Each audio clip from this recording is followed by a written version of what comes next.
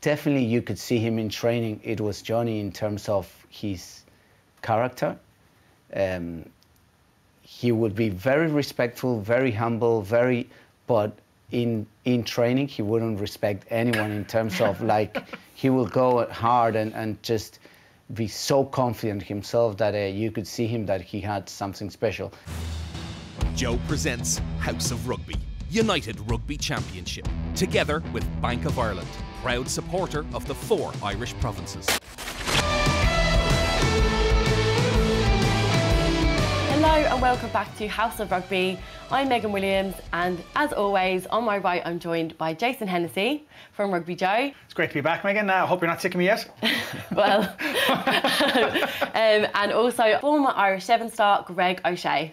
That's the first time I've been introduced as former. And on my left we have Leinster and Argentinian legend Felipe Contepomi. You're very welcome. Thank you very much. Great to be here. Yeah, welcome to the show, Felipe. It's good to see everyone. Obviously, we're going to be touching on some social media questions later on. Just want to say a quick thanks to our sponsors, Bank of Ireland. But guys, the most important question: where did you watch the match? I was lucky enough to be there. It was amazing. I was in behind the post, and actually in the first half, it was kind of a bittersweet because obviously Ireland were playing well, so it's like, this is incredible, but they were playing well down the far end of the pitch, like, so I couldn't really see. But what a result, 29-20. Yeah. Did you go to it, Philippe? No, I watch it at home. Yeah. I had a few games to watch, so yeah. I think it was great game, and yeah, unbelievable. Incredible. What about you? Did you Yeah, watch? I was at home, with the little one. He was watching with me, and it was absolutely brilliant. It was such a great game to watch. Yeah, excellent. Before we get in and start talking about the game, we've got a clip here. I think it's we had it lined up all week, but I think it's going to work even better now based on the results. So I was actually lucky enough to chat to Ardie Savea during the week, and some interesting comments from him. Looking back, the last time you were in Dublin, it was a famous win for us, and I know you got revenge in the Rugby World Cup, but is that a game? I mean, you were playing that game. Can you remember much from that game in 2018? What's it like to play in a full house in Dublin? What's it like to play Ireland at home? Yeah. Did we lose in Dublin? No, we won. We lost in Ireland. I lost in Chicago. We lost in Chicago. No, it was in 2018. In 2018, when you lost the last game in Dublin. You lost in Chicago, you won in Dublin, then you lost in Dublin. The last game we played you, we beat you in Dublin before the World Cup. Oh, might have been. I can't remember. I don't even know if I was playing in that game. I've got that, brother. But it's always like, I guess the teams, they turn up when they play the ABs, and and against Ireland, they're going to turn up again. So in front of their home crowd and in front of the fans, it's going to be massive. But no, it's exciting, mate.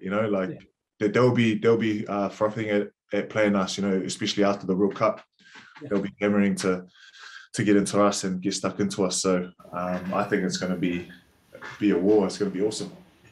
So there's a lot to pick from that. First of all, yes, Ardie, we did beat you in 2018. Yes, you were playing. You played most of the game. And yes, Ireland were frothing. I don't think you're going to forget yesterday, though, after the manner in which Ireland won. What do you think, Philippe?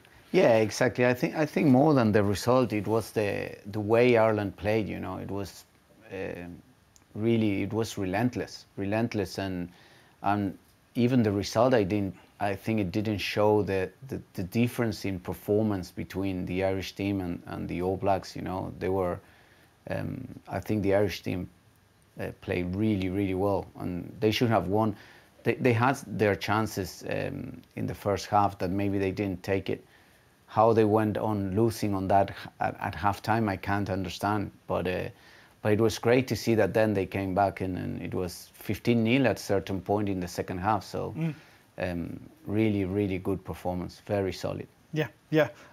James Lowe, I think, is the big talking point. I mean, obviously you work closely with James, and we've been speaking about it for the last few weeks, about his defensive frailties, and that was, even Andy Farrell said it himself. He was told he had a lot to work on. He showed us yesterday. He's been working on it, and he's been working on it hard. I mean, he made a massive try-saving tackle in the first half. He made that huge tackle at around the 70-minute mark that led to that Peter O'Mahony turnover. Can you give us just a bit of insight, Felipe, into what he's been working on, what he's been doing in training? Yeah, I think he knows. Sometimes, when you go through going up in certain levels, you can get away with certain things, but definitely it was his first appearance in international rugby. It was a good show on what it takes to be an international player, and definitely it's not about big moments. I'd say it's more about not making bad moments or not having bad moments, because you're always going to be judged by your errors rather than the big moments will come for him, you know. So I think he understood that. He's been working on that with us in Leinster, but also obviously in the Irish camp. It's interesting in terms of his defensive mindset, or he's been used to grown up from a very different system in New Zealand. Yeah. So it's not only about changing his position, his way of defending, his common knowledge of how because it's a different system here. Doesn't happen overnight. It takes time. It takes time. Definitely, it takes. The more you work, the less time it takes, or the harder you work. But sometimes it takes longer. Yeah. But it's just things he has to learn, and probably it's easier when you learn it at 18, 19-year-old. He had to learn it a bit older, you know. So and change all what brought him to be a good player in Ireland. Yeah. Suddenly it doesn't count here, you know, just defending deep and waiting for. Here we want them to defend high and up there and just go and take them. So it's the learning curve for him. Yeah, what I noticed from James Lowe, like last year when he first came up, he would shoot and he'd get out of line and he'd drop out of the system. Have you been working with him closely to stick in the defensive system, or has he been personally doing that himself? Because he was incredible yesterday. Yeah, we for us in our defensive system, the wingers or the last player on that front line is the most important player. So it's key player for us, you know. So. Yeah, definitely. Sometimes when the way New Zealand traditionally defend is like more the wing halfway backwards, and they are narrow and they wait for the 13 to come, and then they get together. But now when you put someone there in the front line and he's not used to that, and the natural instinct is to shoot out, because they say, oh yeah, I need to go hard, but sometimes it's not to shoot out. Like it's more like to make sure that you go up, but always defending from inside out, you know. You just come in to make the tackle, not just to get into space. So yeah, it's part of his understanding, his knowledge. Yeah. But it happens even in some of the New Zealand defenders. Like they've changed their system now, and if you see Savea and all those guys, they jump in many times because they're not comfortable on that. Like they've been. All their life they've been defending a certain way, that now it's different, you know, with a 13-2, 13 in the front line, 2 at the back, and suddenly that guy has to go. Yeah. They don't do that. Pendulum has to go in, and they go in rather than waiting or getting into space and then. That line speed that the Ireland had against New Zealand, it just showed when they did put them under so much pressure. They forced them to make so many mistakes. Look, they had a good 2 or 3 knock-ons to force the turnover back to Ireland. But Felipe, can you actually talk us through James Lowe's first try? What do you think Ireland did well to draw them in, to make that last man count, you know, at the end there? Well, I think that they played to space. You know, most of the times when, and it happens a lot, and we are talking even now with that new rule of the goal line dropout, it's even more evident that you need to play to space, even if you're 5 meters from your try line. You know, and the good thing is Ireland has such a good ball carriers that you can narrow teams up, and then when the space is there, you just need a guy like Johnny to see that space, or someone to see that space and just throw it there, you know. You need to take it, and for that you need a lot of skills as well, because it's a very, the line speed will be really rushing from the, in this case, the All Blacks, but also you need like a good handling ball, like passes in front, catching early, so you can make the wise decision. Like I think it was Bundiaki who through that missed pass to... Yeah, then it was on to Hugh Keenan, and Hugh Keenan threw a lovely left pass out to... So I think that was very noticeable with that as well, as what I noticed, is the fact that Ireland had a penalty advantage. And in that situation, time and time again, Sexton just would have went to the sky and they'd kick it and go, sure, look, it's a kick to nothing. But they kind of, instead, they identified the space. I'm glad he didn't do that. He's learned that from you. If you have an advantage, you can play for so many faces that why would you want to finish it straight away? You know, just keep playing faces and whatever the space it's mentality, is. it's an attitude, like, and it's good to see. Like I said, like at Leinster, he's always done that. He played the space, but in Ireland, for some reason, it's always been this. Oh, let's kick it into the sky and just play, as you said, play the space. You have the advantage there. But what we saw yesterday, what they did really well was those screen runners coming through, and you know, everyone being an option, hands up, eyes open, everyone making really intent runs, so that when the ball did go behind those screen runners, that it went out to the space and just kind of sucked New Zealand in really, really well and sat the defenders down. And I think that's what they did great after every. Moving the ball, feet in before contact as well, and moving the ball before contact. That's something Ireland don't normally do. Like, but it's a sign of it's a kudos to the likes of yourself and Lancaster and Cullen back at Ireland, because a lot of those Leinster guys, they're bringing what they're doing for ye on a regular basis at provincial and European level. It's now coming into international football. We did not see that before. Obviously, you know, obviously a lot goes to Farrell and Mike Cat and them as well. Like, but it's team effort, I suppose, isn't it? Yeah, definitely. I think there's no one right way of playing rugby. You know, you have to play to your strengths, and I think that's something that we try to do in Leinster, play to our strength in terms of playing a dynamic type of rugby, like we call it the play of movement. You know, and Ireland, like, I think they did that definitely, but always with the gain line mentality that you need to go forward first. And one thing that these players are doing really well, apart from being very good ball carriers, they are very good footballers. They work footwork just before they just don't go to clash on contact to body over on top of the other body. They just move the point of defense late with footwork, so that gives you a bit more of the dynamic, quicker ball, and then you can move, you know. So yeah, they've been awesome yesterday. I think I can't remember like a team being so on top, the All Blacks, even when England beat them in the World Cup. Yes, there was a comprehensive win, but it wasn't like in the overall 80 minutes, this was like, it looked one team playing. They only scored the two tries were two like individual lucky tries. One was a bit of a mistake between Farrell and Keller to let Papalili through to pop it off, and then the other one was just a moment of absolute brilliance from Will Jordan. So other than that, like, it was just 99% Ireland. But that's what I thought. I was at the game and I was like, Ireland are playing so well, but like, there's going to be a purple patch. New Zealand have to come back at some stage, but they never really did. There was one or two tries, but then Ireland just kept coming. Everyone was going from props all the way down to Hugh Keenan at the back. Everyone was just up to 90, and I just thought it was incredible. That, remember a couple of weeks ago we said they played against Japan and they were pulling out the back. There was two options all the time. We were hoping, would they do it against New Zealand? They did it, but they didn't even better. Like, it was incredible. It was just up that little, that like 10-15% more, wasn't it? Yeah, and even the skills out of the props, like in phase play, you'd see Furlong pulling it out the back to Johnny coming around. Like, that stuff it's amazing. It's great to see Ireland doing that kind of stuff.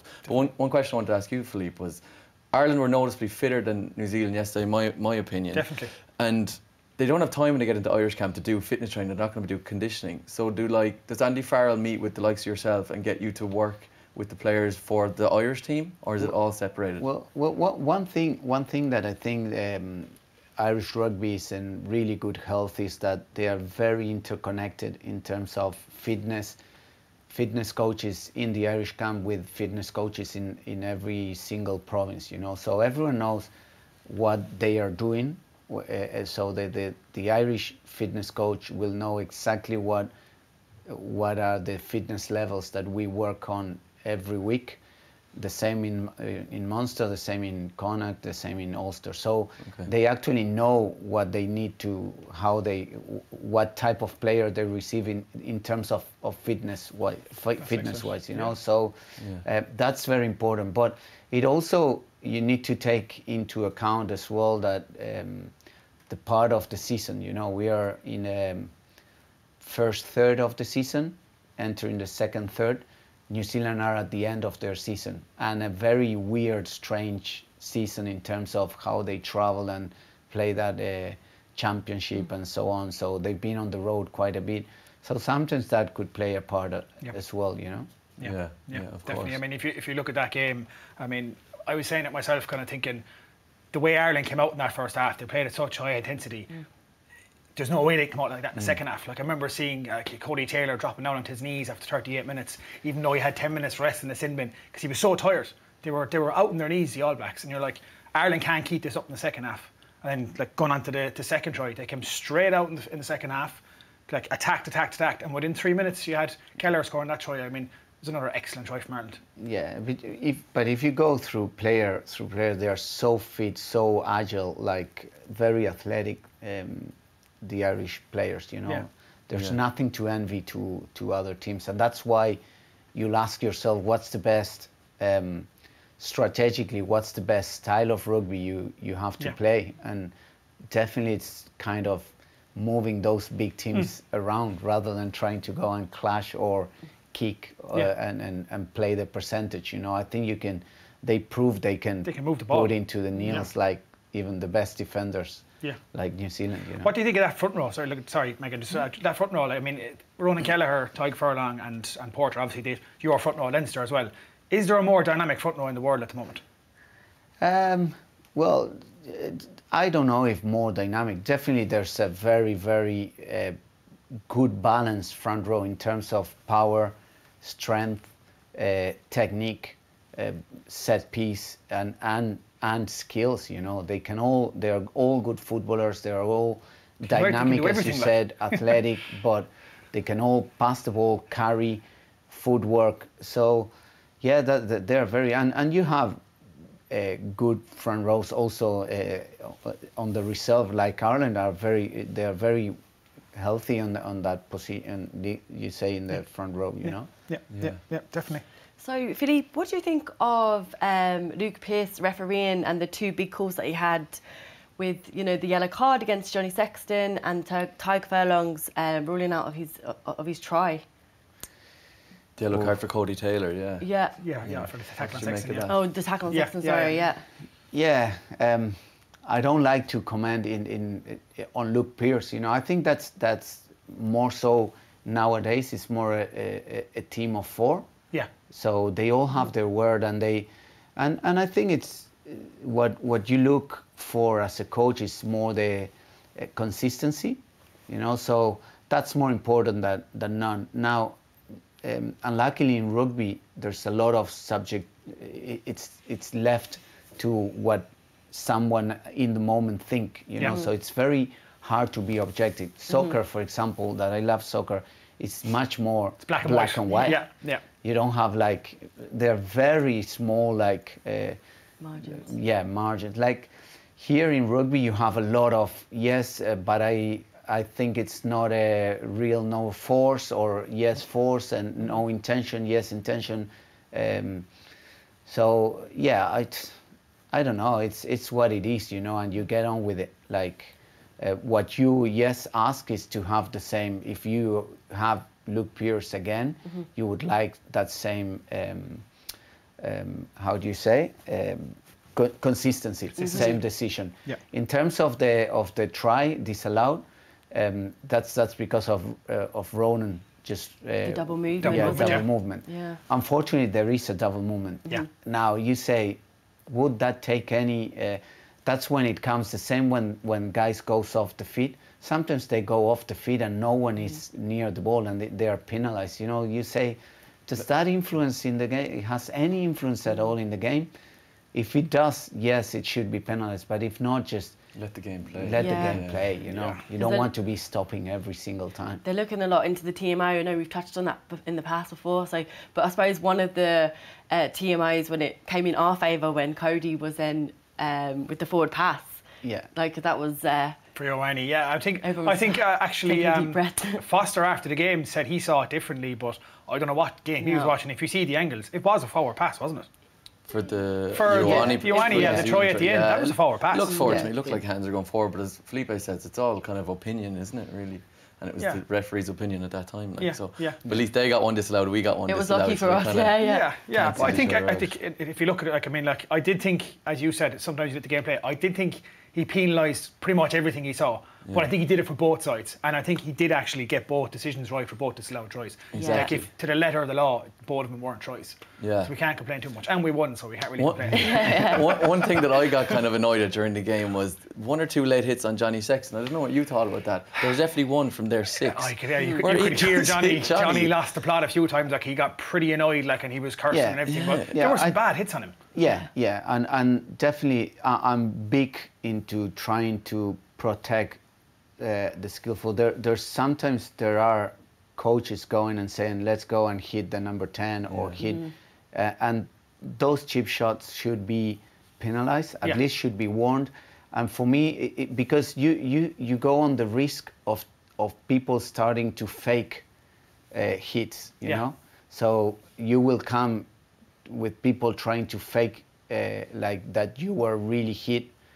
And that's when you'll start turning into soccer, and that's what you don't want. No. You need to penalize both. When people fake, when people are hit completely off the ball, like, and you can see when someone is going and not getting him with the ball and then goes, and it's something that it's for them for the refs to keep talking and making it. Making sure it doesn't happen that often, you know. But it's quite dangerous as well, because Johnny's obviously passed the ball and then he's relaxed because he thinks the ball's moved on, and then he gets hit. So it's certainly a player welfare thing as well. Yeah, definitely. Yeah. With the Cody Taylor yellow card you mentioned, he came off after his 10 minutes. He came back on and he did pretty well. He got that try where he went in the little vacuum space between Kelleher and Furlong. Can you talk me through that try? How you think there was a gap there?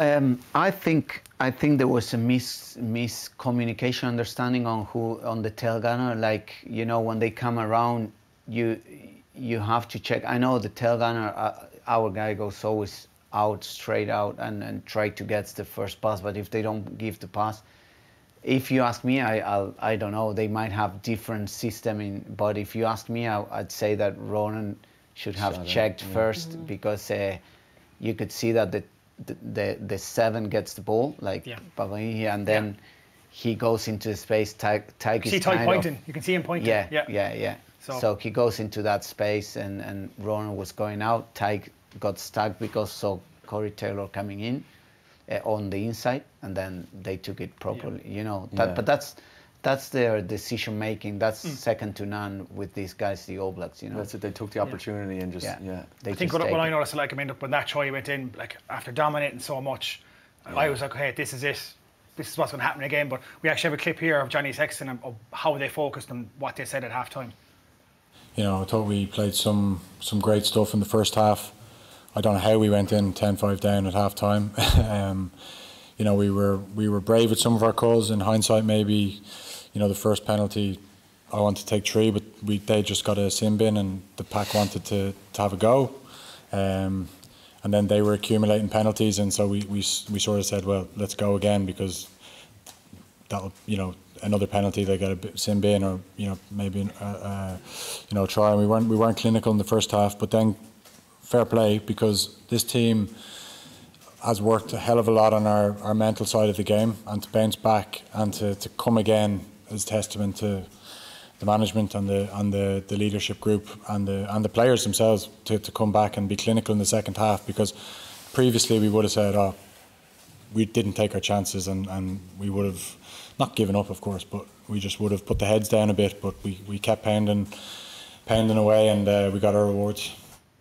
It's very good. I think what's brilliant about that is, I know we already touched on the early Kelleher try in the second half, but when Will Jordan scores, you're kind of like, oh no, they're back in it again, the heads are dropped. But you look at that last 10-15 minutes from Ireland, like, we go back to Lowe again, and that tackle on Rieko Ioane, and I mean, he spoke to Channel 4 after the game. I don't know if he saw the interview, and he turned around and he was like, he basically said, you guys are always on about my D. He goes, he basically asked what was his favourite moment from the game. He's like, he's talking about the media. He goes, you guys are always on about my D. And he goes, I got up, 70 minutes on the clock, smacked Rieko Ioane, got the turnover. It's like, that's the moment I remember. And, like, you know, there was so many of those moments in the last few minutes where the heads could have dropped, But they were like, no, like they're scoring a try, get back up, get in, turn over that ball, make that hit, get back in that defensive line. And that's a side of Ireland that you love to see. It's in any team. Yeah. What I picked up from what Johnny said there was that they worked on their mental side of the game, which I found really interesting. And what do you think? How would they have worked on their mental side of the game? Well, I don't know what side, but I think it's more like it's sometimes it's overrated, the mental side, in terms you don't come with a psychologist and say let's work mentally. Like, I think that it's more having a clarity on what you want to do, being convinced of what you want to do, just go with it and just do it till the whistle goes, you know. And I think that's what he's talking about. Like, even when there were a few setbacks, they just don't hesitate. They went on with the plan. They knew exactly what they want to do. I think there was a statement in the selection of the team as well, you know, in terms of I think Conan Murray is a brilliant number 9, world class, but he has a type of rugby or game that he does it second, like the best in the world, you know.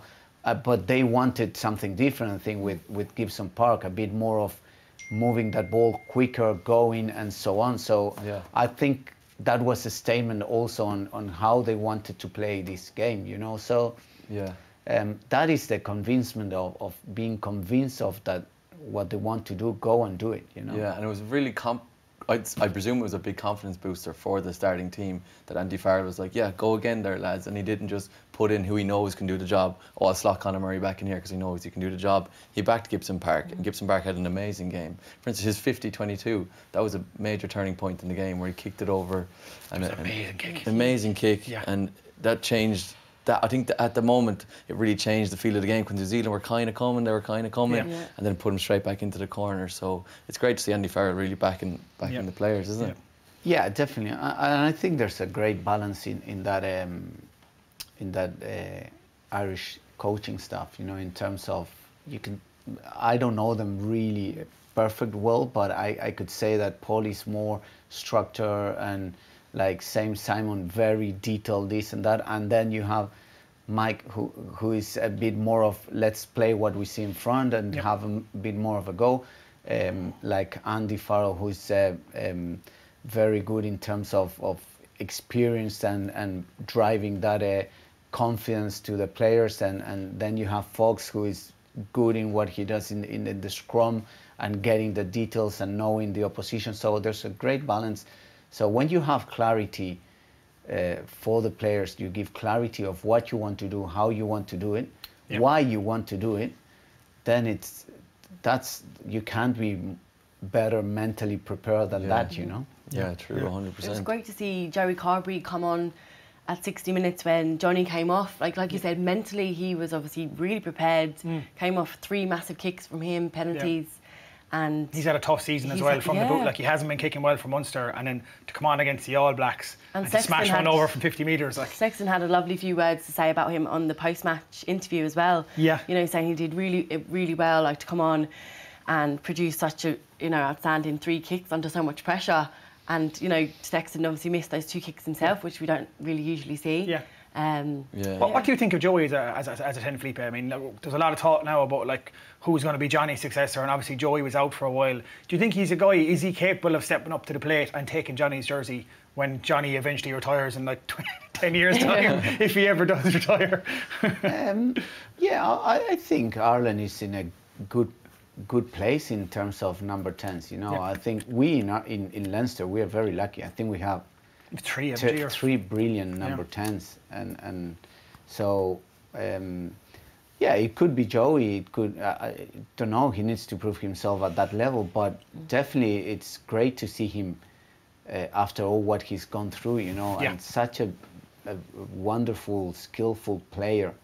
As a rugby spectator, you always want to watch those players on the pitch, you know, so it's great to see him that he got at least 15 minutes more or less, against the All Blacks as well. Against the All Blacks, so it was great for him to come. Now, if he's the successor or not, I don't know. It could be Harry Byrne or something. We glossed over Doris's try of all tries. I mean, What's that guy?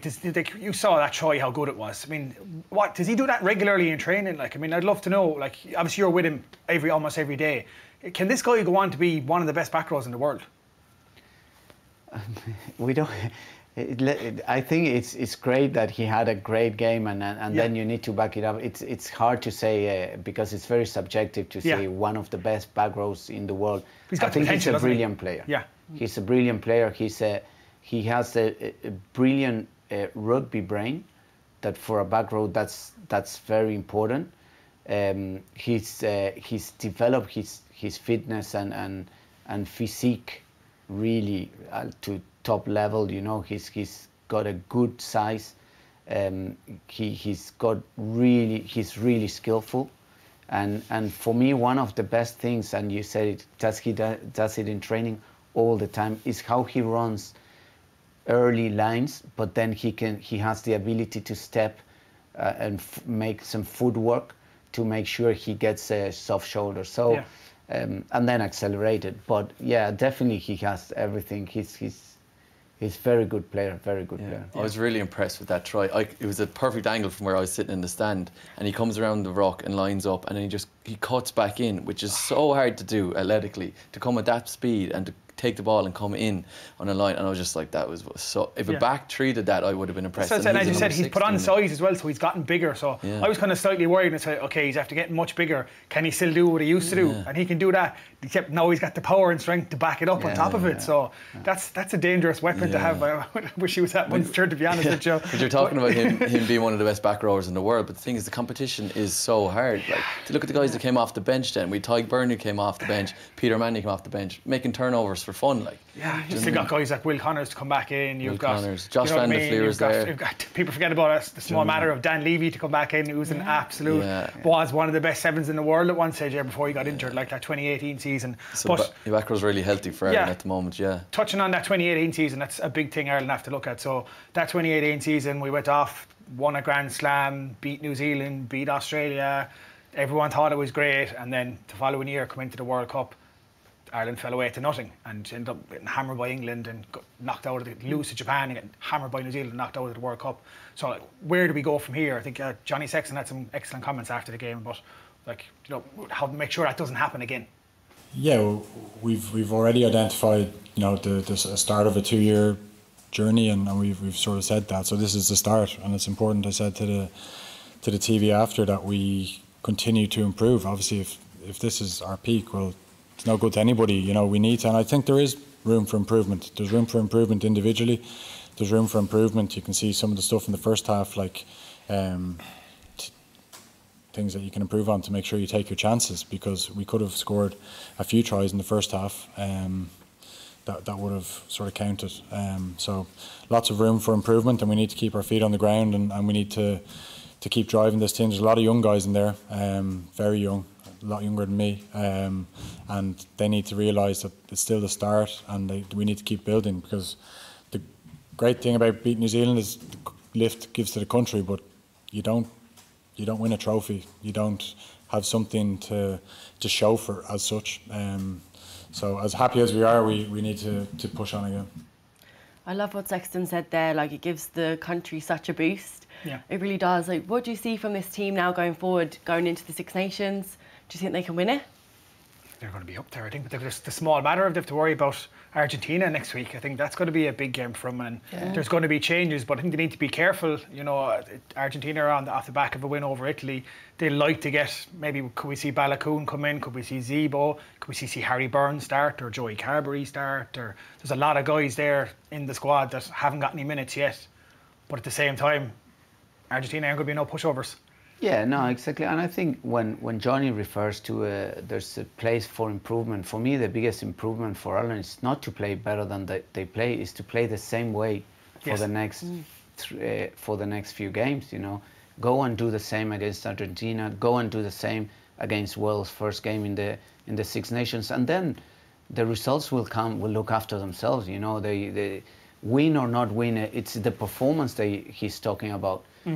Definitely there is improvement within this performance, but I think the improvement will be if you can be consistently playing at that level, because that level they played yesterday was unbelievable. Yeah. So if they can reproduce that for the next 10 games they play, that will be a massive improvement, and definitely that will give them momentum. And as you said, I don't know what's the game plan or what would be the players playing Argentina, but Argentina is always even if they are not in their best season and they're not playing their best rugby, they played fairly well against France. Yeah, very well. They didn't get. I think they weren't experienced enough to win, but they could have easily won that game. Then they won comprehensively against Italy. So they're coming to a place with nothing to lose, in a bit of momentum, a bit of confidence, and knowing that Argentina never beat Ireland in Ireland. So they could make history. It's the only Six Nations team we haven't beat them in their home ground, you know. Didn't know that. Well, you knocked us out of a couple of World Cups anyway, that's enough for that. Yeah, but not in Ireland. Not in Ireland. So for them, I'm pretty sure they will be taking that experience. Again, Argentina is in the end of the season, but many players play in Europe. But they come through a very long season as well, in terms of having, for the rugby championship, they spend 9 weeks together, you know, and it's great to be together, but 9 weeks is a long time. Yeah. It's like a World Cup, you know, campaign. So and now they're getting at the back of that. So it will be an interesting. But from our Irish perspective, I think the improvement will be to perform exactly the same as they performed against New Zealand, against Argentina, and then the first game against Wales in the Six Nations. I think the final takeaway before we move on from the Ireland game is the fact that, as Johnny said there, they left 3 or 4 tries on the pitch and they still beat the All Blacks. Yeah. So, I mean, if you can say we could have played better, we could have scored 2 or 3 more tries, and you still beat them. Yeah, it was. Then you're kind of like, we're in a good place. It was definitely the most convincing win over New Zealand out of the 3 of them. But the thing is, we have such a need in Ireland to just keep like putting pressure on these lads. Like, they've done well, they got a good result, but let's not be like, okay, let's go win the World Cup. Do you know what I mean? As Felipe says, just go out against Argentina next week, do well there, then target the first game in Six Nations. We all just can't go, okay, let's win Six Nations, let's win World Cup. We get all excited. It's the competitive nature of the country. It's the way we are. You see us beat them, but it's because we know Ireland are more than capable. Yeah. That's the frustrating part. Well, it's great that they've shown that they can do it now, and like to play against the best team in the world and be that convincing for 80 minutes. But I don't think we won't get ahead of ourselves and start putting our hands on the World Cup trophy just yet. The reactions though at the end of the game was the best thing ever. Like Peter Armani jumping up and down like a little kid. It was just lovely. Like we have another Irish win I think you want to talk about from last weekend. I know. Friday, should I say? Sorry. Yeah, it was absolutely brilliant to see the Irish women's beat USA. Yep. On home soil, and a history-making kind of game, because it was the first time they played in the RDS as well. Okay. And it was a super game, especially with the girls. They've had such a difficult couple of weeks. There's been a lot of bad publicity in a way through the RFU with one of the interviews that Anthony Ardie made, solely blaming the players on the results that's happened over the last couple of weeks, not qualifying for the World Cup, which is understandable. But what do you make of that yourself? Yeah, Conan Malloy, she put out a tweet on social media, which we haven't seen any kind of players do, and step up and question the RFU and question the coaches, saying it's not slurry season. Yeah, basically saying you're talking a bit of SH1T, in other words. And all the girls, it was great to see that her teammates were backing her, you know, on social media, so. But I'm interested to know what's your personal opinion of it, man, because you're a player, you played for the Irish 15s and 7s, and you heard the comments off Anthony Ardie. Do you agree with the girls and that his comments were wrong, or what's your stance? Yeah, so Anthony Ardie was my coach for a good few years in the 7s, and then I was lucky enough to go off and play in the 15s as well. So I've been part of that setup, and there's always been talk of, you know, 7s against the 15s. But what I loved about this week is there's no divide between the squads at all. Yeah. The 7s and the 15 is one squad. The girls came together really, really well and played like they should. They gave the results that they wanted and that they deserved. Yeah. And they are one squad. So, like, my opinion on it is, you know, I'm delighted to see that the girls, you know, came together as one and backed each other, and they produced the game that they know that they can. And Yeah, and I suppose it's now down to the RFU now to go through this review, and we're looking for the next steps. We are pushing them to get what's next for women's rugby, because at the moment it's really hard to see what's going to happen now. It's going to be an interesting few months. Really interesting months. Big thing we have to say, obviously, on the back of that game is, would say, best wishes to Lindsay Peat on her retirement. Yeah. Obviously, she was a guest on the show a couple of weeks ago, an absolute dote to have on, really knows her stuff. And she kind of hinted at it when she was on the show, kind of saying, I might not be in the Six Nations, but at least she went out with a history-making win in the RDS. Yeah, it was brilliant. I mean, obviously, like you admitted it that you absolutely love Lindsay, so anything nice you want to say about her? I'm sure she's been watching. Yeah, she had such a fantastic game, and she did exactly what she said when she was on the show. She wanted to lead out with her son for a final match on home soil and have a win. So she had an absolutely brilliant game. She scored as well. Yeah, for a she touched down for a try. Yeah, that's great. It was a great. Congratulations, Lindsay Peat. But another unbelievable person on the day was Baveen Parsons. Oh no. Yeah, her try was incredible. You see it down the touchline. She is incredible. What do you make of her, Megan? Yeah, she came from underage level. She's been through the sevens and under 18s, and she captained under 18s squad.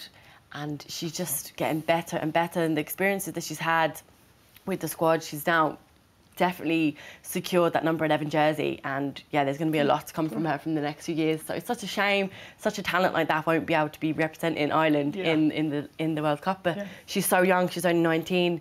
Plenty of rugby plenty left of time to go, yeah. It's going to be an interesting few months for her, but as I said, it's good to see the women get a win, and I don't think this is quite over yet. What's going on in front of behind the scenes. Yeah, there's definitely a big review to go into. Even me coming from the sevens side of things, like we've done really well to get to the Olympics. We went to the World Cup, we went to the World Series, but like it's very common knowledge that we don't get funding at all, or we get paid very, very little to play sevens, full-time sport, and we're expected to be at an Olympic level, world-class level, and we don't get given the same money to allow you to be at that level. So a review needs to go into it. Like the IRFU's in a great place in 15 side of things, but they need to start bringing that into 15s and 7s now. I'd love to get your opinion on it, but you probably want to stay political on it all. Yes, I will stay political. We'll swiftly move on to a topic I'm sure you like to talk about. So let's get on to we already touched on it, the Argentina and Italy game. Obviously pretty comfortable, but the big news there, I suppose, is that 7-game losing streak. That's the monkey off their back now, because you know yourself, the more you keep losing, the longer it takes, the harder it takes to get that win. Yeah, it's a 7-win streak loose. Yeah. Now you need to put it in context, you know, in terms of that. I always say we are Argentina. We play every year against the 3 of the top 5, because they're always top 5. Australia, New Zealand, and South Africa. Sometimes top 3 teams in the world, and some people back home expect them to win. It's like, I always give, it's like playing, if you're Bolivia in soccer and you play against Uruguay, Argentina and Brazil every year, and you expect them to win without playing in La Paz, because you play always away from home. So it was that 7-game streak was it was a bit unfair. They were on the road for 9 weeks, you know, but having said that, definitely they didn't play that well, and that's more important. More than the losses is the performance. Yeah.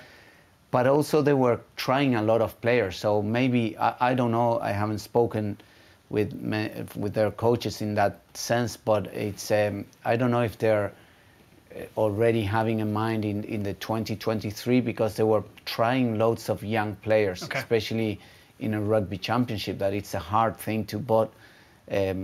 Definitely they were there on that way, because there's some players that I don't even know them, and I left 4 years ago, Argentina, but some players that I don't even know their names or where they come from. Can I ask you, sorry, just about Argentinian rugby in general? I mean, we were talking about this before the show came on air, and if you go back a few years ago, I mean, the Jaguares just before COVID got to the Super Rugby final against Crusaders, and like they seemed like they were building a really strong franchise there, and like there was a lot of money, time, effort, years put into Argentinian rugby, and now all of a sudden it seems like all that is gone now, because the Jaguars even have a competition to play now. They're not even part of the new Super Rugby Pacific competition, are they? No, they are not part, and there's Jaguars 15 that plays in a South American league now that it's started last year, the South American league.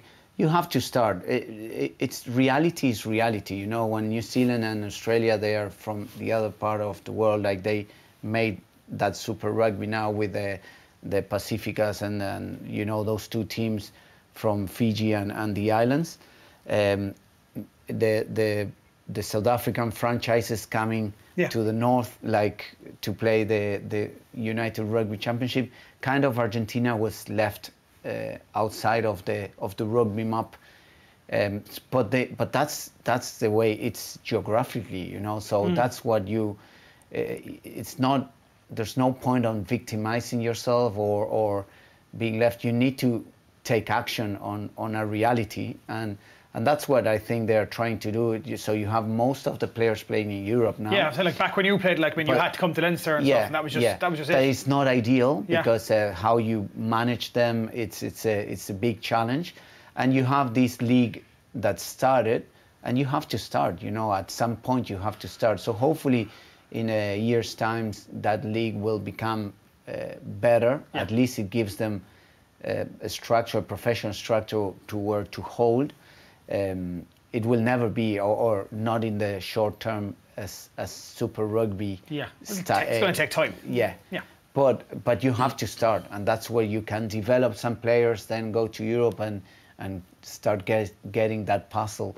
But it's a hard job. Yeah. How do you think Argentina will fare in the next couple of years and build up to the World Cup, with having to deal with that South American league and their players being all over Europe, or do you think that's not an issue? No, it is. It is an issue, and that's my point.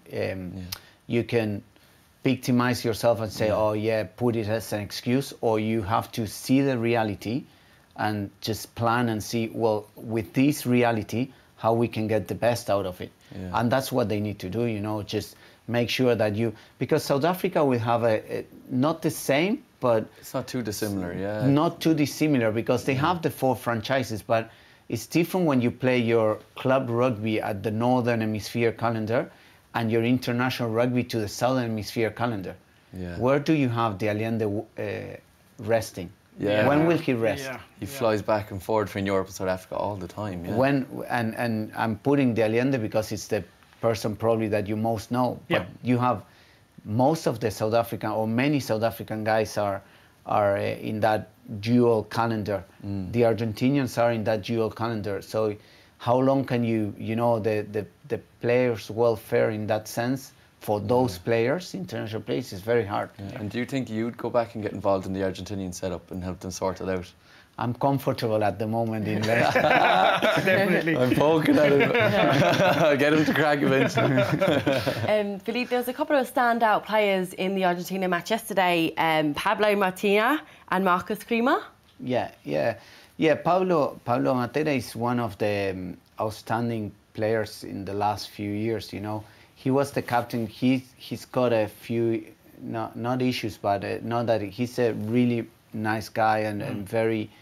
But he tweeted something 10 years ago, really nasty things. Oh, really? And so he was taken out the captaincy, but he's a leader in that team, and he's been doing.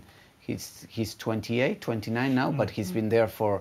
I played with him, so imagine, like, in my last year he made his debut. So he's a player that he's been going for a long time now. And Marcos Kremer is one of those guys, very physical guys. He's playing in Stade Francais, and he's good players. They are good players, but more so they play, you know, like you spoke about how the Irish team was very physical and relentless against the All Blacks.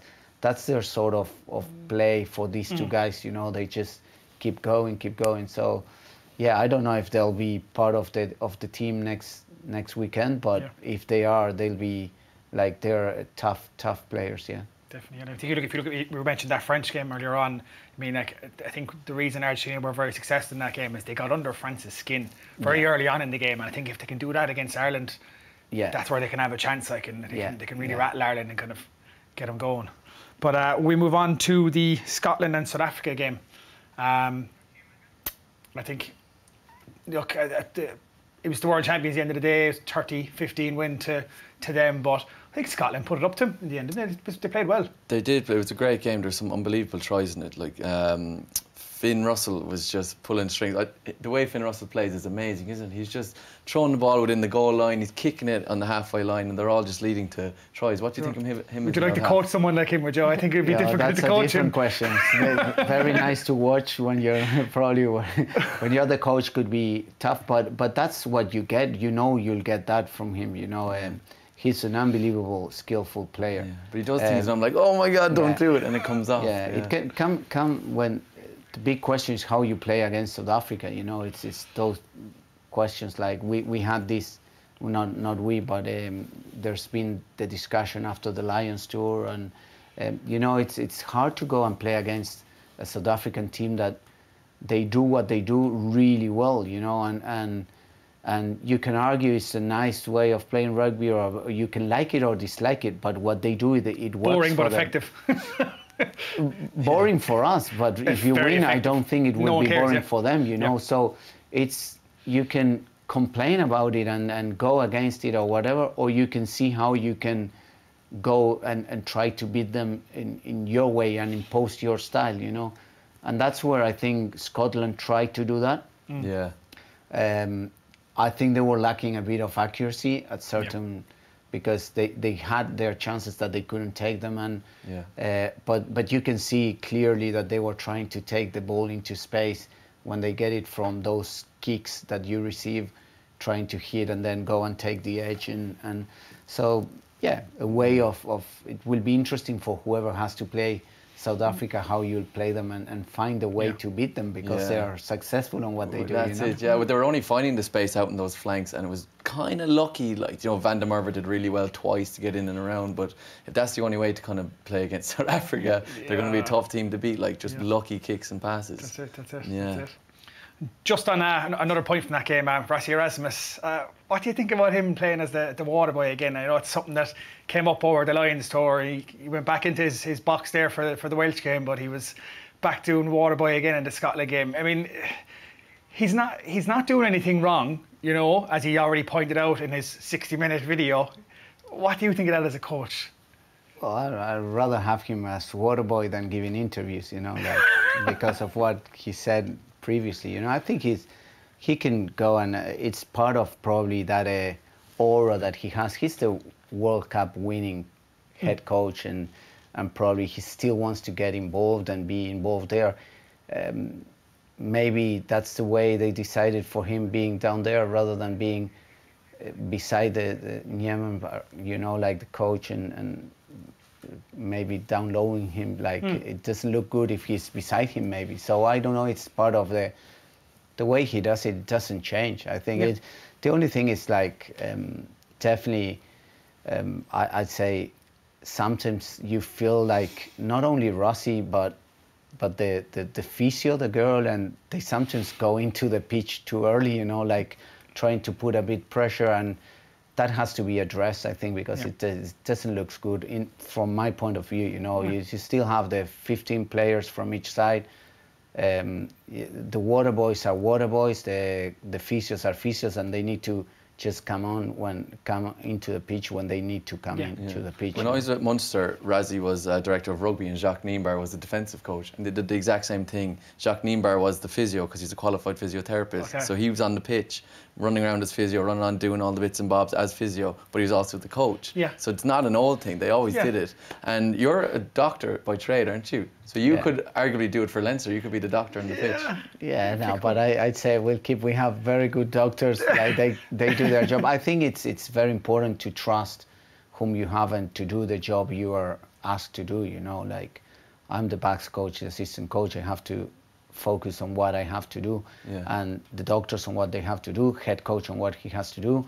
And if everyone works in a good on what you have to do, that's it. You know, that's my view. That's my view. But I don't know why. It maybe brings them a bit more of something in the group. You know, he brings more. Would you look at changing it, Felipe? I mean, if you look at, I remember Eddie Jones mentioned it a few years ago, like in football, the Premier League, you've got your little box down in the corner, you've got your Solskjaers or your Mourinhos or your Klopps who love to get involved, get messages across to the players. Do you think maybe in rugby we should have a situation where you have a little box down there and you have a coach down there? Do you watch top 14 rugby?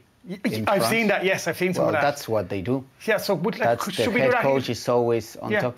Well, it's whatever suits for the French guys. That's the way they do it. Yeah. And they have the head coach normally beside the pitch on that box, giving instructions. And now, I think you coach throughout the week, and I like to think you coach early in the week, and you give more ownership to the players later on the week and on the game day. You know, there's no like, how much can you add, like shouting someone beside the. I'd say you rattle him more than add him something, you know. So trust the game plan, trust the process. It's that balance. Now, some guys, they like it, and in France they are very used to do that, and they are very used, maybe even the French players, to receive those type of instructions.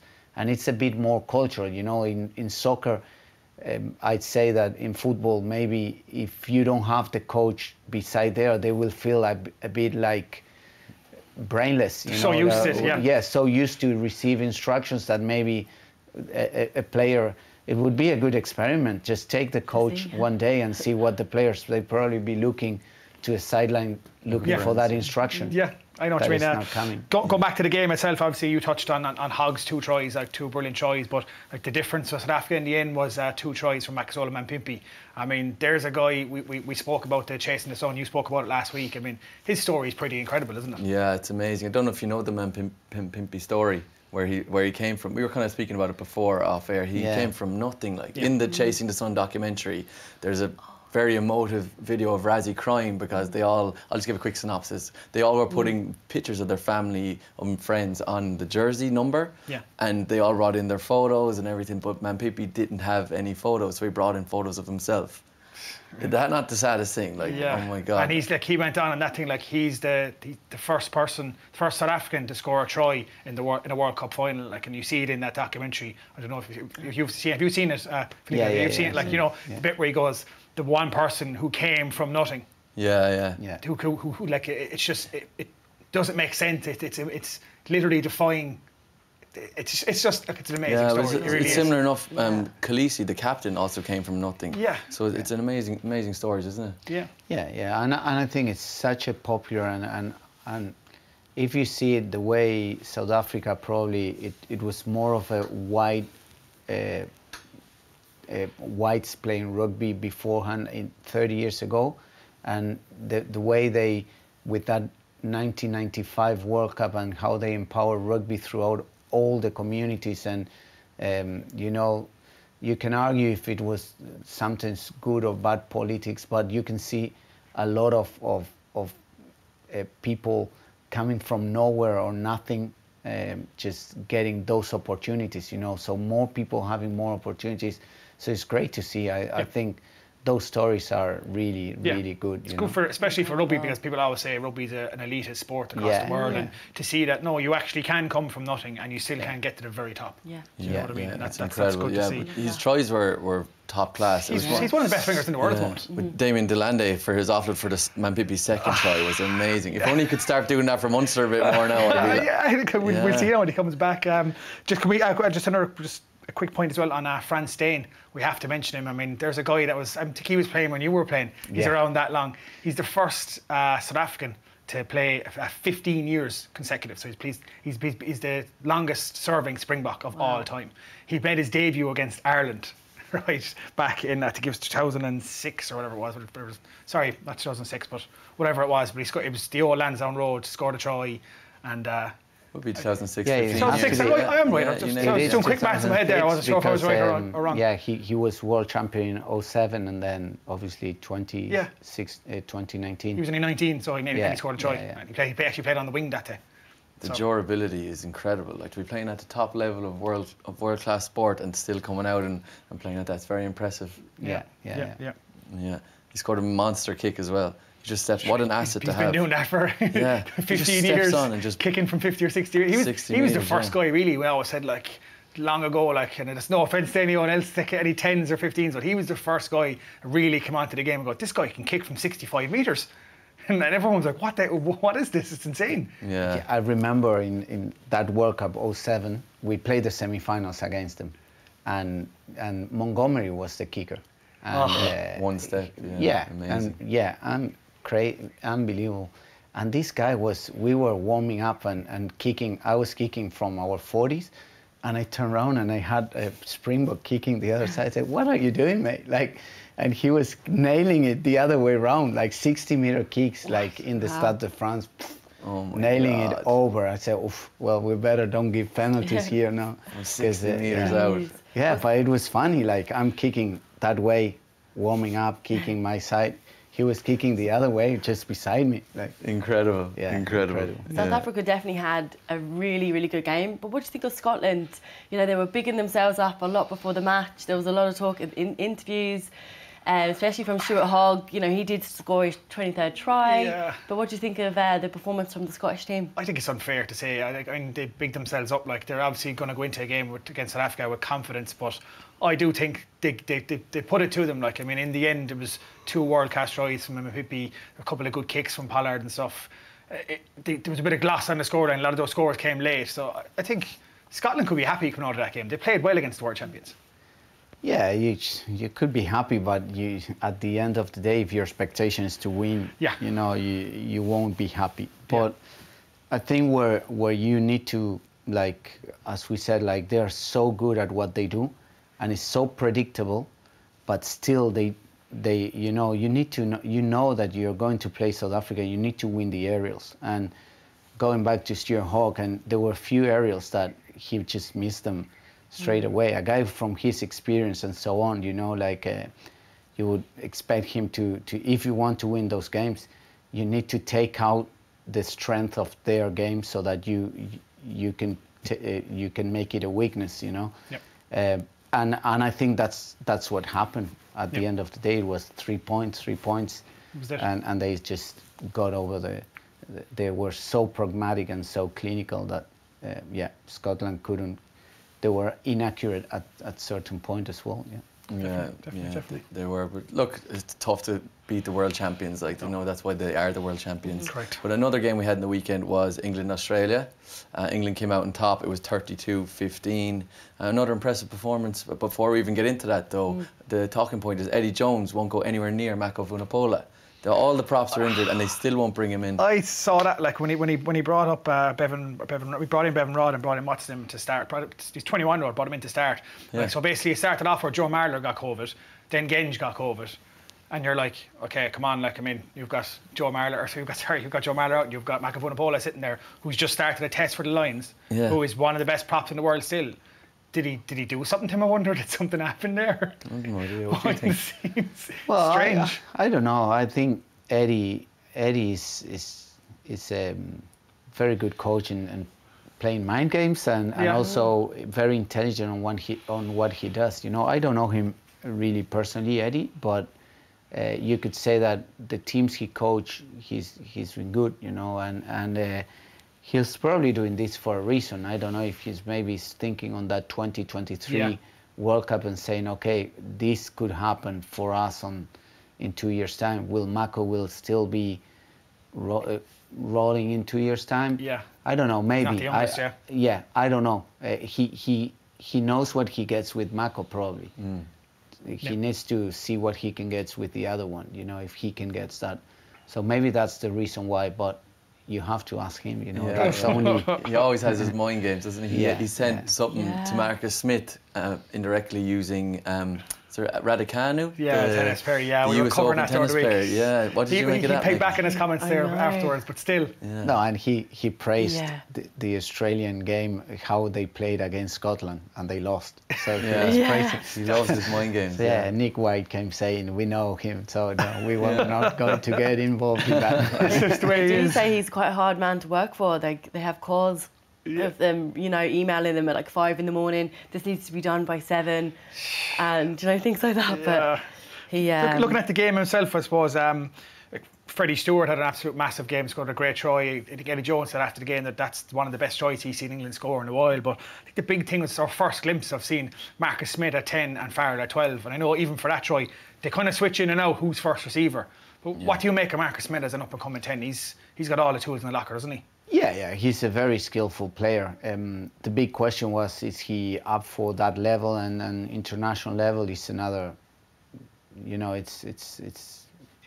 has to be composed and so on, and he's showing he is up for it. Definitely he's up for it. And the same thing with maybe George Ford. He knows what he can get of George Ford, who is having a really good season, who is playing really good rugby, and why he's not in the team.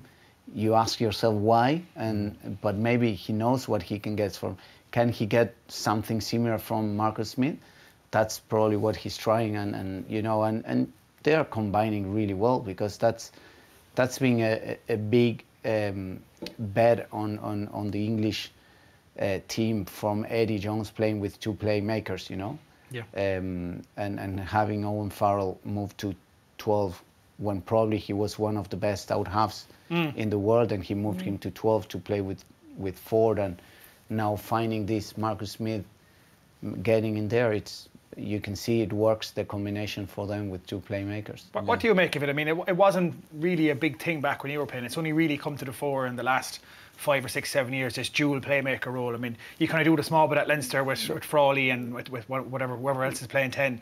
Would you have liked to have played in a dual, or did you like back? We used to like, even with Johnny always said, he like says to Checa, you should have played me 10 and Felipe 12, like. Because he wanted that 10 jersey. Well, no, because that I used to play a lot of, internationally I played 12 a lot because I remember that. Because of that dual, we tried to do it. This is very, the two playmakers is very Australian. The Australians, they normally played with two playmakers since I have, like, remember with Matt Guito, and you always have two playmakers, you know, so probably something, and I like it. I like it if you're going to play a very expansive game. If you're going to play a gain line tracking and boshing game, definitely just put two big lumps and, you know, two big massive centres. But if not, I think it's to take the pressure off you as a 10, because you know that, okay, I can do something here, or I can crash it up, or I can pass or I can kick, and then next phase then he can start in a first receiver and he can be just as comfortable. Yeah, you need 10s that can play on the gain line, because if you don't have, if you're a 12 as a playmaker and your 10 plays 10 meters behind the gain line, you know you're not the biggest guy in the pitch, like you'll be in a lot of trouble. But if he plays just really flat, and then you can play flat with the 10, and the second playmaker coming, measuring the distance and the depth, and playing flat again, that's a good combination. Yeah. I think we're one of the only teams, Ireland, that really hasn't looked at it. We've never really looked at it. Like, there is options there, I suppose, but I mean, you couldn't really put Carberry in at 12. You can kind of put him at 15 and have a. Dars used to do it, and sometimes say if you see Saracens, they do that double playmaker with a 15. With Good. They used to do it. Yeah. So there are ways of doing, like. Leinster did it with Carberry as well, and Sexton as well, with the dual with 15 and 10. Exactly. So it's very obvious when you do it with two 10s that play 110 and 112, but you can always use another player to be the second playmaker. Yeah. But it was, back to the match, it was a great performance by England, but Australia were missing loads of people. They were missing Will Genia, who you interviewed during the week, didn't you? Quade Cooper, Samu Karevi and Marika Korobedi. So they're Australia, top names that they're missing at the moment.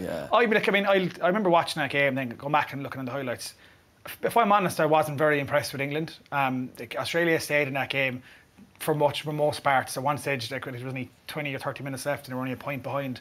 They got a very lucky late try because of a fumble and a mistake, and Sam Simmons runs up the pitch, and what's his name, the substitute prop comes on and comes on and scores. But if I'm England against South Africa next week, if they play the way they played against Australia, they're not beating the world champions, I don't think. No.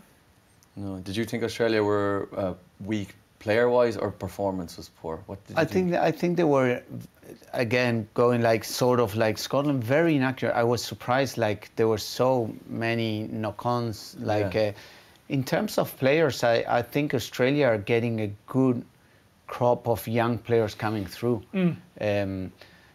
Very well coached, team that is very well coached. I have loads of times for Rennie and Weismantel and all the coaches. Like, very good, very well coached. So I think there will be a very interesting team coming in 2 years' time in the World Cup. You know, Australia. They are. You can see they are building into that World Cup and having new faces down there. But they were inaccurate the other day, yesterday, like in Twickenham. Going to England, I'd say they'll approach differently that they've approached this game against South Africa. You have to approach it differently. You do, yeah. And they know probably they will be waiting for that game as well. For a while. I think so. After that final defeat, that's the game that they're going to be licking their lips. So now, playing at home against that will be brought up definitely. Yeah. Looking forward to that one. Moving on now to just result in there, the France and Georgia game, 41-15. Good to see Georgia. They managed to grab 2 tries, 41 points, 2 tries apiece for Penot and Mauvaka. France are looking in good shape ahead of next week. I mean, it's not often we see it, but we could see the All Blacks lose 2 games in a row. Or will they be frothing after the Ireland defeat? What do you think make of France? Are they capable of beating the All Blacks? Yeah, I think France, they've got very good players, young. It's a very young team, and that's the only thing that can play against them. That inexperience, even if they're great players, they're still working making their steps in international rugby. Well coached team, definitely, with Galtier and everyone down in that with Sean Edwards and so on. I think there's something special for France. Is the team that most often beat the All Blacks. You know, for the All Blacks, there's something they call it the bête noire, like the black, like the French, they call that they are the bête noire of the All Blacks, because I don't know why, but the All Blacks find it very difficult to beat the French teams. So it will be a very interesting game. Now, from the French side, I'd say it's the worst. They've got the worst result this weekend, because you don't want getting an All Blacks team that has just lost. You know, but it will be an interesting game, and I think it will be a good game to see what the All Blacks, what's the character of this All Blacks team. You know, in terms of knowing that they're going against a team that they normally has some troubles to beat them, coming from at the back of a defeat. Now there will be pressure there for the All Blacks, so it's interesting game. If they lose that game, like that kind of 2 games in a row, that aura of invincibility slowly starts to dissipate. Like, and they're kind of like, it does. They're not quite the All Blacks going into this. The latter end of this cycle. That's great for World Rugby, is that they're not unbeatable anymore. People are starting to get beat on more on occasion, and it's not becoming weird anymore for them to lose, which is great for World Rugby. But obviously sad, because you're like, the All Blacks aren't like that invincible thing anymore. And everyone loves the All Blacks. But I think we're on to Try of the Weekend now. Yes, Try of the Weekend that we touched on a little bit earlier. Caelan Doris scoring against New Zealand. That was, I think, your favourite try, Jason. I think, sure. We spoke about that. Like, I mean, you spoke about the angle you saw it as well, coming in that line. Obviously, we've already spoken about Stuart Hogg's try, his first try that he saw against South Africa. I think it was Chris Harris in the corner that just manages. It starts off with Van der Merwe, I think, and then it goes on to Chris Harris. He nearly goes into touch and manages to offload back inside. There's about 5 or 6 passes in this small, tiny, narrow corridor that size. Excellent try from Scotland, and really well to see the ball alive, do you know what I mean? Yeah, and the third one was Mampipi's second try against Scotland, which we spoke about already, was Delande on the outward arc and then offloaded to Mampipi. 3 incredible tries. That offload is ridiculous. They're ridiculous. I said, I hope to see that when he comes back. It's great hands by Mampipi as well. What was your favourite try, Felipe? From those 3? I'd say the Irish one, the Caelan Doris, but more so because of how to break defensive line and make that break, and the way what you said of coming around, squaring up, and then being able to have that footwork to step, accelerate, and make 20, 25 meters run to the line, you know. I would say that. I think the other ones were like the Scottish one. He kind of came lucky at the end. In the end, so it was great offload, good to show and learn how to offload in that 5 meter channel and so on, keep the ball alive. But he got lucky, but that's part of what you look for. And the Mampipi one was was good. Good to see South Africa throw the ball from a turnover ball, like 2 long passes, and get it on. Why they don't do it that more often, you know? Having the players it's they've got. Scary to think they're capable of doing that as well, though, as well as their original game. So they can do what they want, and it's like, okay, they can beat us any way they want to beat us, basically. But the Scottish 12 had kind of slightly got out of the line as well, and that's how Delandy got outside him. Do you know what I mean? So it was... Still world class. It's still incredible. But for me, that's going back to, like, that's why Caelan Darcy's try is so good, because the line was set and he still found the gap. He came back in, which is so hard to do. So that's my vote as well. But I think we're all in agreement with that. We'll move on to the old jukebox contender. I think there's 2 there, and I think we obviously saw the James Lowe one. I don't know if he saw the second one, but in the Ireland match at one stage, Bowden Barrett tries to go high on Ronan Kelleher, and he comes in along the wing, and Kelleher literally lifts him up that high into the sky and just get off me. So I don't know if you saw that. Like, you might go back and see the clips. With Bowden Barrett's tackle height, he came in upright. Like, what do you expect against Ronan Kelleher? Do you know what I mean? He just bashed him off. I mean, I'm sure you see that in training. Like, if you come in and try and tackle Ronan Kelleher high, you ain't going to win. No, you have to go low. Go low, definitely. Do you think, have you ever seen anything like that?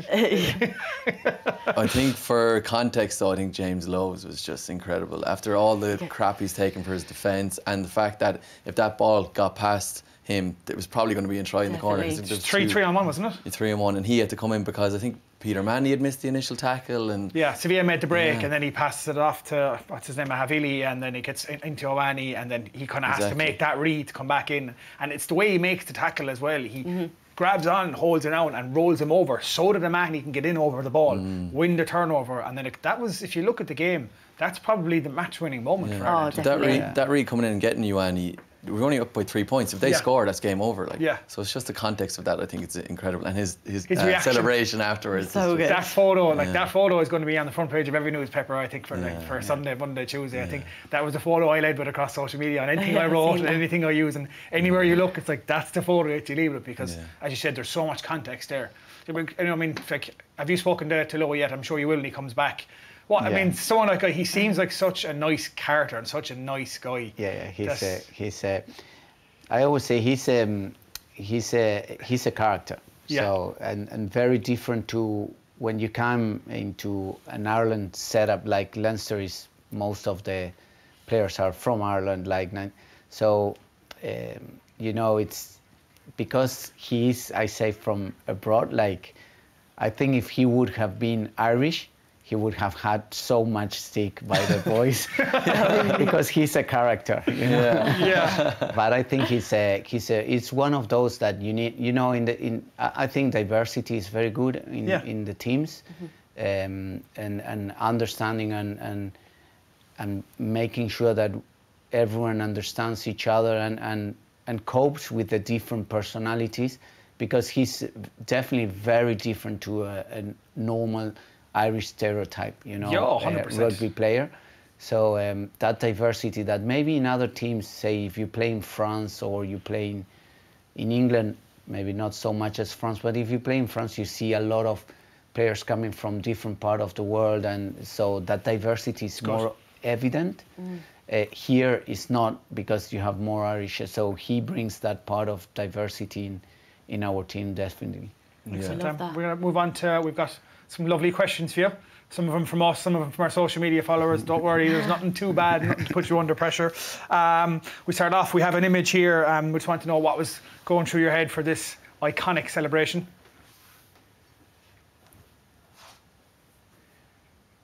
Well, no. Here it is. There was nothing. We remember this. That is That is incredible. I mean, like that, I remember seeing that clip. Like, I haven't you never seen that? What was you thinking there? No, I wasn't thinking. Since. I think I wasn't thinking anything like that's the problem, you know. Like, no, I think it was we played in Bristol Rovers, and it was always very narrow in goals, and there's a slope, and I've never been fast and know it, but I couldn't stop, so I find the gap, so I say, okay, I'll keep running, and it came out of the river. But no, so good. It's such a vintage moment, because you've seen, like, a lot of people have copied that since in different sports and stuff. But I think you're one of the first to do it, from what I can remember, to actually go into the town and get the all applause. You're young in that. I'd say that's early on in your career, is it? Early, before coming to Ireland. Yeah, that's 2001, 2003. Yeah. Amazing celebration. Love it. The next question comes from the real Dan Lonergan is his name, and he's going to this historical battle between you and Ronan O'Gara, both incredible out halves. Leinster, obviously, he's Munster. You have massive battles. On the pitch, it seemed that there was a lot of tension. Off the pitch, are you mates now? How is the relationship? Well, I always say, like, when you have a guy like Ron, who is very competitive, very driving high standards and so on, it's a guy that you would love to have as a teammate, not as as a rival. And that's where we clashed. And also it was like more of a styles, and Leinster, Munster, Argentina, Ireland, that we went through some difficult games through World Cups and at that stage. And so it was more of a something made out of the press. I've got really good. I get on really well with Ronan. I'm not mate, like I'm not good friend at all. But every time we see each other, it's a good chat. I've got hugely respect for him, for what he did as a player, for what he's doing as a coach. I think he's been a brilliant player for Munster, for Ireland, and he's a great coach at the moment, you know. Yeah, mutual respect between the two of you. Yeah, well, you have to ask him that, but I've got huge respect for him. We've got a hipster smasher is the username. He wants to know what it was like to have Sexton coming up behind you at Leinster. I don't know what age he was when he was coming in, but was he a bit niggly at training? Like, was he? Well, that's what you love about him. You know what I loved about him. I think he's always been that competitive. He was young. There were other out halves coming through, and I remember that there was not a problem, but something that when Czechs and Noxian came and so on, there was something that Leinster wasn't producing 9s and 10s. Yeah. For a while, you know, Emmett Farrell got injured, and then he got into it, but there wasn't and then Johnny came and there was 2 other ones, and I remember Czech saying, whom do you think will be like? Definitely, you could see him in training. It was Johnny in terms of his character. He would be very respectful, very humble, but in training he wouldn't respect anyone in terms of like he will go hard and just be so confident himself that you could see him that he had something special. And then I've been lucky, like I kept on in contact and so on, and now I'm coaching him. But it's his competitiveness and the way he drives the standards, you know, that empowers everyone around him. So yeah, definitely. You look for that in a 10 as well of all positions. That's what you look for in your 10. Yeah, it was great to have him. Yeah. I think I've enjoyed my time working with him. I agree with him. I would have loved to play a bit more with him. Yeah. Maybe me on the 12th position, he on the 10. Because he's a lovely playmaker, and he's a very good player, you know, and reads the game really well. Yeah. Just a follow-up question on that. You were obviously gone from playing to coaching him. And what's it like, the coaching dynamic? Is it more of a discussion because you're both so well educated in rugby, or is it you're telling him what to do? I try not to tell people what to do, you know. If I say let's do this, I've got my reason why to do it. And if someone can come and tell me no, I don't think, and gives me a good why or a reason why not to do it or to do it differently, I'm well on changing and saying okay, let's go with that. I actually sometimes, when you have players like Johnny who are very, very, very good rugby brain, you need to listen to them, you know. And it's not only Johnny. We have Ross Byrne is a really good rugby brain. You have so many players there that they are well educated rugby wise, and so you're always listening to them to see what makes them feel comfortable in the way they want to play, because at the end of the day we're sitting in the grandstands, you know, they are playing, so they have to be comfortable in what they do. Yeah, interesting. The next question is from Gareth Morrow. He asked, who is your favourite ever player? So it's a bit vague, so maybe someone that you've played with or played against. Yeah, but it will be very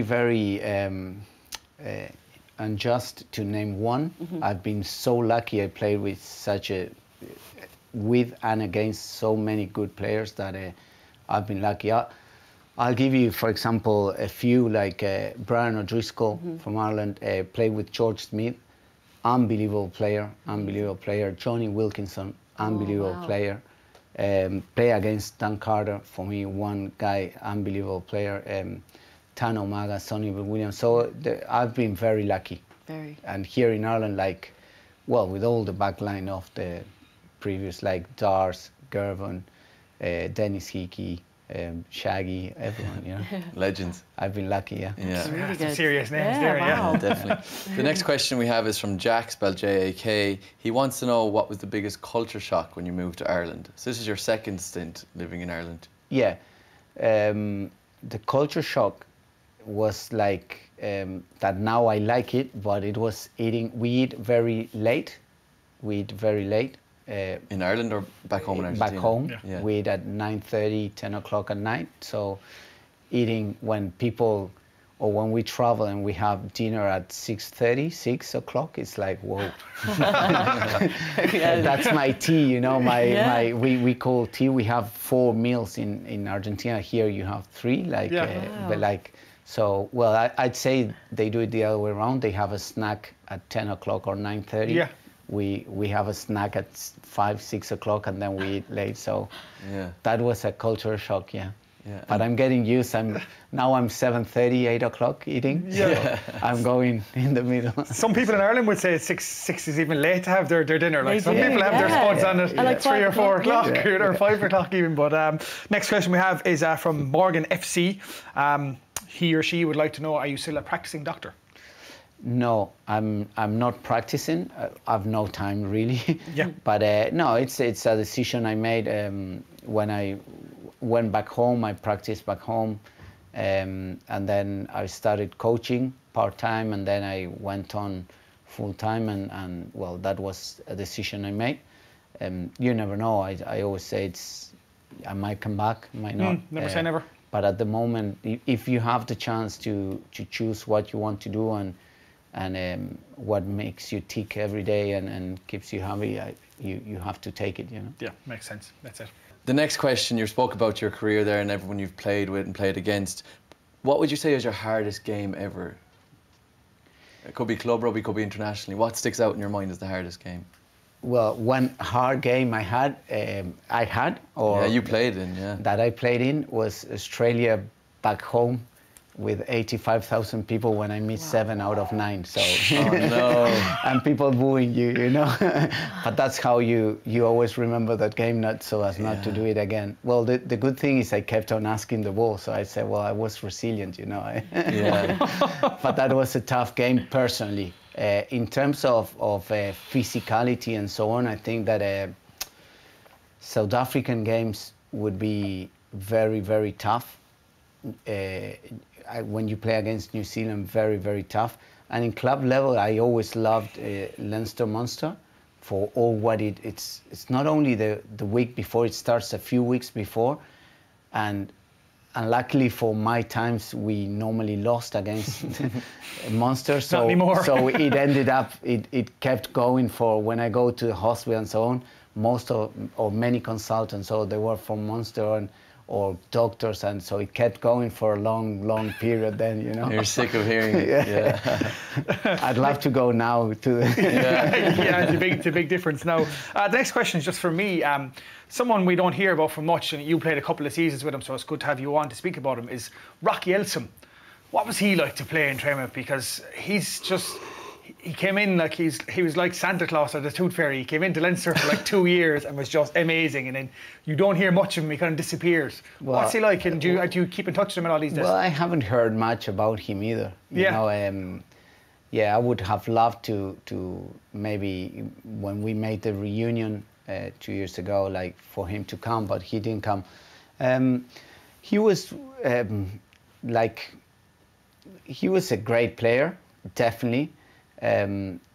It's one of those players that we were talking about diversity, that you need to understand so that you don't get too much, because he's definitely one of those players out of the mold, you know, that he's not a normal player in terms of he would do loads of things by himself, like warm-ups, or he would do yoga when no one, and rather than going to the gym, and we were all looking like, okay, why we don't have, but if he played the way he played at the weekend, and it worked, you know, you can understand that.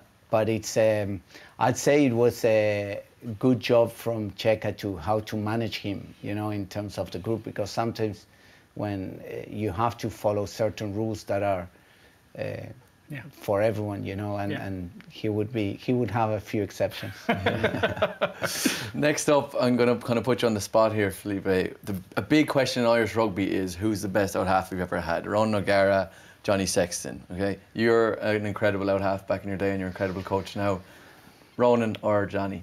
Yeah, but that's definitely my answer will be very biased, because I would say Johnny every day. But what I always say, it's why we always have to compare rather than being so like grateful of having had those two out halves, you know. I think Ireland for the last 20 years or more, Ronan started in 2000 more or less, for the last 21 years they haven't lacked of a number 10, top quality number 10, and that's, you know, for an international team to have one of the best number 10s of the days on the day, and you had that for the last 21 years. So why to compare them rather than saying, oh, we were lucky. First of all, they didn't clash, and they weren't both in the same era, and they one followed the other one.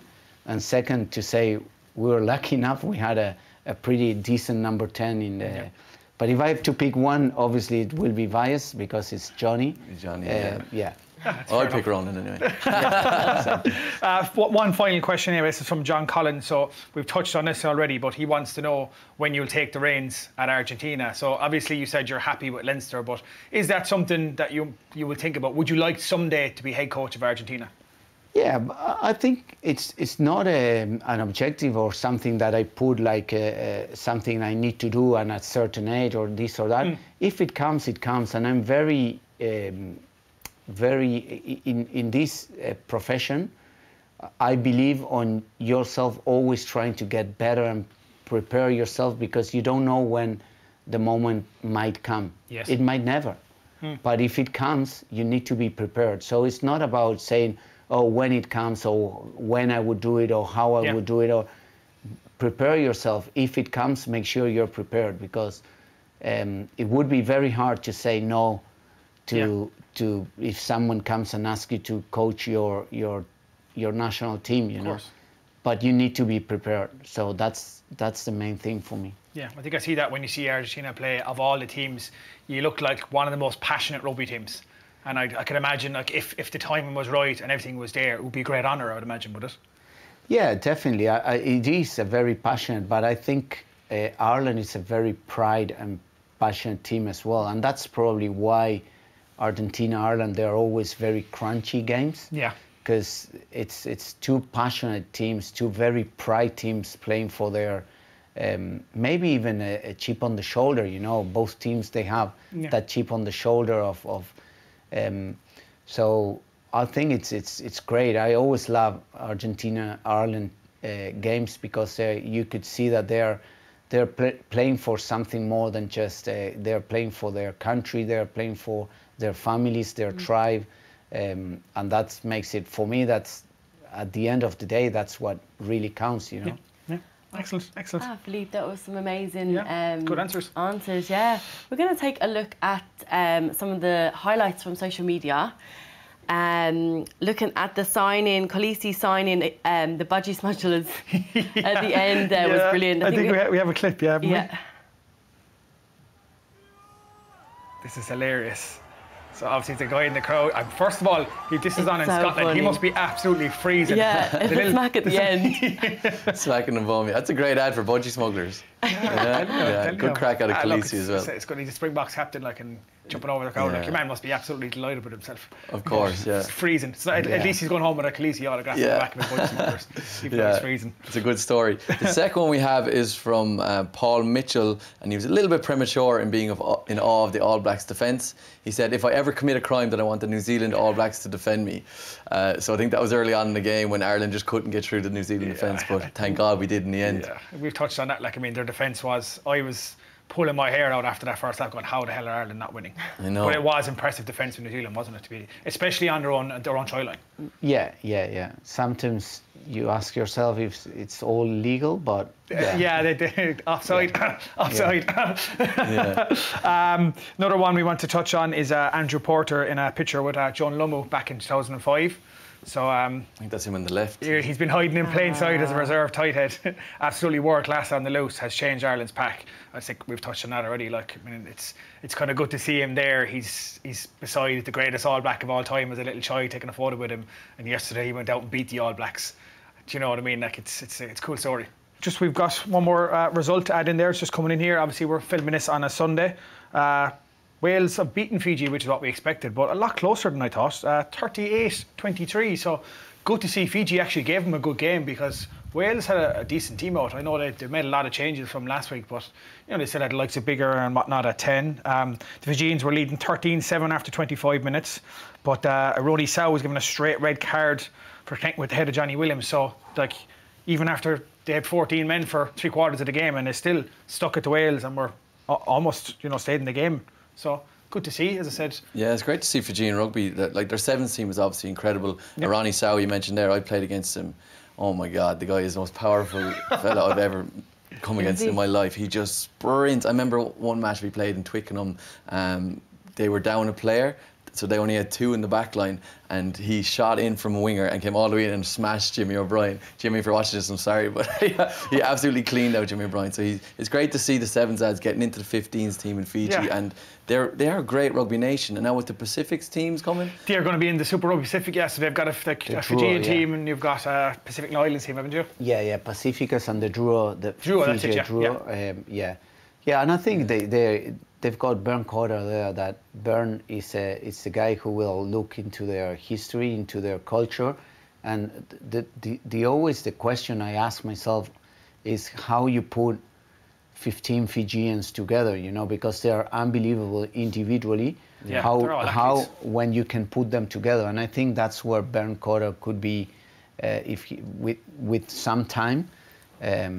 We can expect Fiji becoming really good, I'd say, for the next World Cup. And an issue in Fiji, I think, is that they have a social hierarchy.